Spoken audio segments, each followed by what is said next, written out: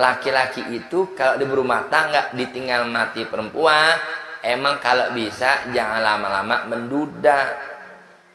Jangan pikirin macam-macam ibu. Lagi ibu juga maaf bu, maaf. Kalau andai kata seorang istri ajalnya nyampe duluan, nih penyakit udah kumat-kumatan, nggak usah pakai pesen, abang awas ya, kalau saya mati jangan kawin lagi, pesan begitu. Lagi kalau perempuan udah meninggal ya sudah, pakai ngancem, pokoknya kalau abang kawin lagi malam pertama saya gerayangin. Ya urusan apaan? Perempuan jangan kata hidup, matinya kepo. Nggak usah mikir begitu mah. Emang kalau laki bu harus ada yang ngurusin. Iya, laki itu harus ada yang ngurusin. Maaf, bininya meninggal, dia udah punya anak perempuan, oke, bapaknya sakit-sakitan, diurusin sama anak. Tapi maaf, ada satu urusan yang anak sampai kiamat nggak bakal bisa ngurusin, nggak bisa. Biar anak kandung, maaf bu ya, maaf, istri ngelihat aurat laki nggak ada masalah. Tapi punya anak perempuan, maaf, cebokin bapaknya. Tahu jengak nggak? Jengak. Apa jengak? Risi. Nggak bisa. Makanya perempuan harus punya istri, itu urusannya. Tapi sebaliknya ya begitu deh. Coba kalau giliran bininya sakit, maaf, bini sakit, mau laki cebokin. Bukan nggak mau, kagak bisa. Jadi masing-masing udah ada bagiannya. Faknya orang perempuan itu ngurusin suami. Jadi kalau umpama ibu udah sakit-sakitan, gak usah pakai pesan lakinya, gak usah. Abang pokoknya awas, ya, jangan coba-coba kawin lagi sebelum melangkahi mayat saya. 3 hari bininya mati. Lakinya ingat, kata bini saya, jangan coba-coba kawin lagi sebelum langkahi mayat saya. Nah, bini gue mati nih, gue langkahin. Itu laki nggak ngaji itu namanya. Nggak bisa begitu, ya. Baik. Seorang istri mendoakan suami itu seperti ini ya Ustaz, anak mendoakan orang tuanya, maksudnya langsung nyampe istri doain suami. Iya, itu kan termasuk salah satu bakti istri sama suami. Anak orang tua meninggal, biarnya anak dianggap masuk kategori anak berbakti, mak bapak orang tua meninggal, doain terus. Istri juga begitu, ya kan? Enggak. Hanya saja nanti umpama, ya perempuan macam-macam juga, mungkin barangkali memang masih ada keinginan berumah tangga, iddahnya udah habis. Makanya bu, masa iddah itu tujuannya apa? Perempuan kalau masa iddah ditinggal mati laki, jangan pakai acara dandan dulu. Entah kalau dandan ada yang ngelirik kan repot. Iddahnya belum kelar, baru sebulan ditinggal mati laki ada ngajak kawin, lah repot, bahaya. Iya, ini saya ngomong andai kata. Tadi kan saya bilang umumnya perempuan nggak mikir macam-macam kan begitu. Lagi juga udah 60 tahun mau ngapain? Yang mau ngelamar siapa? Kali ini masih muda, baru 25, suaminya 30, emang udah ajalnya sakit, ya kan? Bininya janda muda, 25 tahun, ya kan? Apalagi belum punya anak, masih sendirian.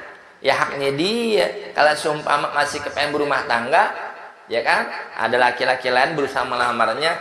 Cuma nanti kalau dia sudah punya suami baru, kadang-kadang nanya, Ustaz, kalau perempuan itu nanti di akhirat ketemunya sama suami yang mana? Maksudnya, ya kalau suami pertama udah meninggal, tapi kan saya masih cinta Ustaz, masih sayang terus, tapi kan saya berkeluarga lagi, punya suami yang kedua yang baru. Jadi iya, kira-kira saya ketemu yang mana? Walaupun saya punya suami yang kedua yang baru, bisa nggak ya saya ketemu yang lama? Kan saya bilang, ibu matinya aja kepo, tau kepo? Mau tahu aja urusan orang. Kalau perempuan udah pisah sama suaminya, ya sudah selesai urusannya. Tinggal gimana perempuannya. Kalau dia tahan, nggak kawin lagi, nanti dia akan ketemu sama suaminya yang pertama.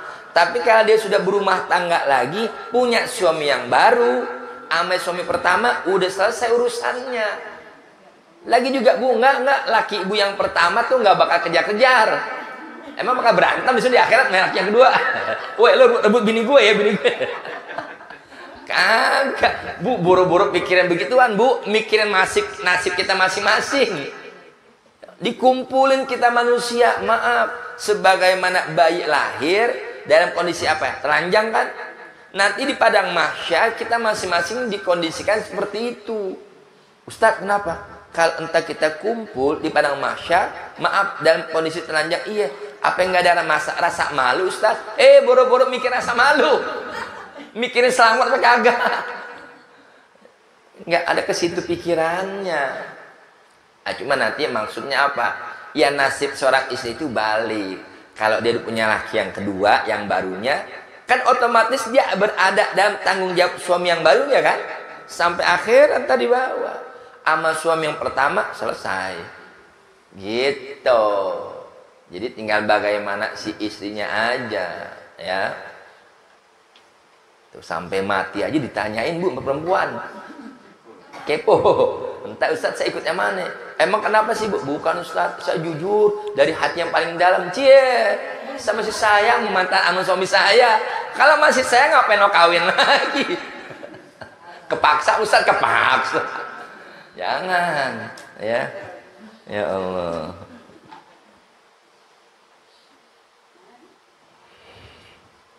Ya. Jadi di hadapan jenazah dan di sampingnya dengan diam. Jangan bercerita satu sama lain, melainkan masing-masing dengan kelakuan orang yang dapat kesusahan. Dan masing-masing harapannya, yang nandu kurung batang tuh yang bawa jenazahnya apa? Beringat bahwa ia juga nanti dapat mati. Jadi bukan hanya sekedar bopong kurung batang, enggak. Pelajaran buat dia. Sekarang saya nandu jenazah saudara saya, jenazah bapak saya, jenazah ibu saya.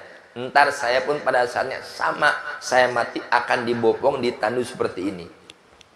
Jadi artinya apa? Jadi banyak ingat mati, itu maksudnya.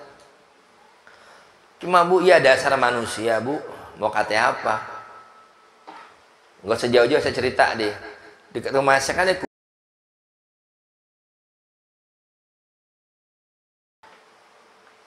orang, kalau Bu berasa dia takut, ngeri. Tapi kalau orang yang mungkin udah kebal kali Bu ya, di atas kuburan main gaple, di atas kuburan orang main judi, bahkan sambil mabuk minum. Innalillahi wa inna ilaihi raji'un. Saya nggak ngebayangin kalau umpama tuh mayat dalam kubur dibangun lagi, yang mabuk diapain kira-kira? Bisa dijenggut gak ya? Nyusahin orang dia mati, kesian. Nggak ada rasa takutnya, kayak nggak. Padahal itu kan kuburan begitu luas. Tapi dia nggak ada mengingat kematian. Kalau orang ingat kematian pasti akan menghindar. Enggak, saya takut. Kenapa? Tuh pada mati semua. Orang pada mati, pada diem, nggak bergerak. Ntar saya gak bakalan mati. Jadi kalau orang ngerti ingat kematian, tentunya dia akan menghindarkan, menjauhkan dirinya daripada perkara yang dilarang Allah. Nggak bakal dia mau maksiat. Supaya ia boleh bertaubat dari segala dosa. Harapannya itu. Kalau udah ingat mati, akhirnya apa? Ditaubat. Enggak deh. Satu persatu teman saya udah mulai mati. Ya, saya takut. Tuh teman saya mati lagi banting kartu. Ngomongnya pas mati lagi, Bu. Kartu dibanting. Mati loh. Mati bener yang ngomong. Itu mati syahid tapi sangit. Oh sangit. Nauzubillah. Sebagai lagi tiada sunnat membaca tahlil dengan suara keras-keras di jalanan. Bawa kurung batang. La ilaha illallah, la ilaha illallah. Enggak perlu begitu. Biar khusyuk. La ilaha illallah, la ilaha illallah. No, kalau teriak-teriak kencang-kencang yang ada apa? malahan itu menjadi satu penontonan pada lain bangsa. Yang ada jadi ajang tontonan. Orang pada ngeliatin, apaan sih rame banget. Semestinya jadi dakwah, ingat kepada kematian, mengingatkan kepada yang masih hidup bahwa mereka nanti akan mati. La ilaha illallah, subhanallah, alhamdulillah, wa la ilaha illallah, Allahumma. Sekedarnya aja. Mau ngapain teriak-teriak sampai kenceng-kenceng? Jangan. Ya. Melainkan jikalau ia hendak tahlil atau mendoakan mayit itu, maka itu dengan perlahan-lahan saja. Tuh. Jadi jangan dipotong. Kalau yang nggak ngerti, sebagai lagi tiada sunat membaca tahlil. Tuh, dipotong di situ. Orang salah paham. Waduh, berarti nggak boleh tahlil dong. Bacanya jadi potong dong, terusin. Tidak sunnah membaca tahlil dengan suara keras-keras. Jadi yang nggak sunnahnya itu bacanya kenceng-kenceng, bukan nggak sunnah baca tahlilnya. Jadi kalau baca satu kalimat itu biar dipahami. Melainkan kalau mau baca tahlil dengan suara yang sedang-sedang saja. Itu maksudnya. Jadi bukan berarti bacaan tahlilnya nggak sunnah, salah. Nabi yang suruh kok, ya. Lakinu mautakum la ilaha illallah, itu disuruh. Ya. Jadi pelajaran buat kita masih hidup, bahwa siapapun yang masih hidup, kullu nafsin za'iqatul maut. Setiap yang bernyawa pasti akan mengalami kematian.